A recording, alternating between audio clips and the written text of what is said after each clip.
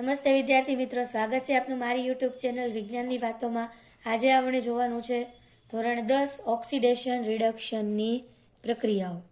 Oxidation રિડક્શનની પ્રક્રિયાઓ કેવી રીતે થાય છે એક પ્રવૃત્તિથી સમજીએ। બર્નર સ્ટેન્ડ લેવાનું છે, નીચે બર્નર મૂકવાનું છે, ઉપર આપણે કોપરનો ભૂકો। પરિણામ શું આવે તો કે કોપરના ભૂકાની સપાટી પર આપણને કયા રંગનું આવરણ જોવા મળે? કાળા રંગનું। બર્નરને તમે ચાલુ કરો, ગરમ કરો કોપરના ભૂકાને, એ કાળા રંગનું આવરણ છે એ આપણને જોવા મળે। કારણ શું છે તો કે ઓક્સિજન સાથે પ્રક્રિયા થવાથી। હવે ઓક્સિડેશનની પ્રક્રિયા કોને કહેવાય તો કે અહીંયા આ પ્રક્રિયાને આપણે સમીકરણ સ્વરૂપે આ રીતે લખી શકીએ। 2Cu O2 ઉષ્મા આપો, ગરમ કરો। O2 એટલે ઓક્સિજન, Cu એટલે કોપર। કોપરને આપણે ઓક્સિજનની હાજરીમાં ઉષ્મા આપીને ગરમ કરેલી એટલે ક્યુપ્રસ ઓક્સાઇડ, CuO બને, જે કયા રંગનો પદાર્થ છે? કાળા રંગનો પદાર્થ। અને એથી તમને સપાટી પર કેવો રંગ જોવા મળે? કાળો। હવે આ કાળો રંગ દૂર કરવો હોય તો શું કરવાનું તો કે આ કાળા રંગની ઉપર મારે હાઇડ્રોજન વાયુ પસાર કરી દેવાનો। આ હાઇડ્રોજન વાયુ પસાર કરો એટલે ફરીથી કોપર છે એ કોપરમાં કન્વર્ટ થઈ જાય, હાઇડ્રોજન છે એ ઓક્સિજન સાથે જોડાઈ જાય।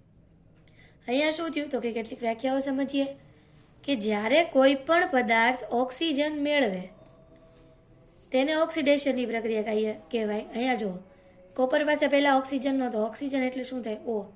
કોપર પાસે ઓક્સિજન નહોતો, અહીંયા આવી ગયો એટલે આ પ્રક્રિયા કઈ થઈ?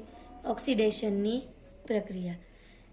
હવે અહીંયા જુઓ, જ્યારે કોઈ પણ પ્રક્રિયામાં પદાર્થ ઓક્સિજનને ગુમાવે, બરાબર, ઓક્સિજનને કાઢી મૂકે, ત્યારે આ પ્રક્રિયા કઈ થઈ ગઈ? રિડક્શનની પ્રક્રિયા થઈ ગઈ।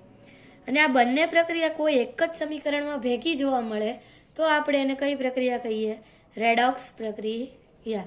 ઉદાહરણ તરીકે જુઓ, તમને અહીંયા પ્રક્રિયા લખેલી છે મેં, ક્યુપ્રસ ઓક્સાઇડ H2O, CuH2O।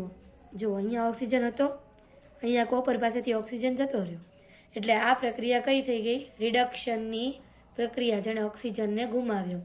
પહેલાં હાઇડ્રોજન એકલા જ હતા, એની પાસે ઓક્સિજન નહોતો, પણ આ કોપર પાસેથી એણે ઓક્સિજનને લઈ લીધો, એટલે પોતે ઓક્સિજન મેળવી લીધો, એટલે આનું શું થઈ ગયું? ઓક્સિડેશન। જે પદાર્થ ઓક્સિજન મેળવે એને ઓક્સિડેશન થયું કહેવાય।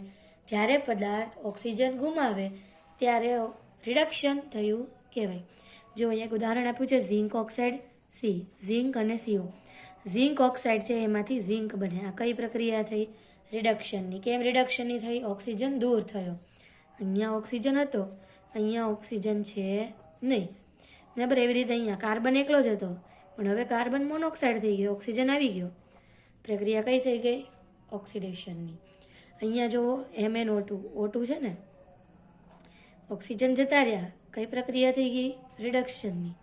આ પ્રક્રિયા જુઓ, હાઇડ્રોજન સાથે Cl જ હતા, ઓક્સિજન નહોતા, કઈ પ્રક્રિયા થઈ ગઈ? ઓક્સિડેશનની પ્રક્રિયા થઈ, બરાબર।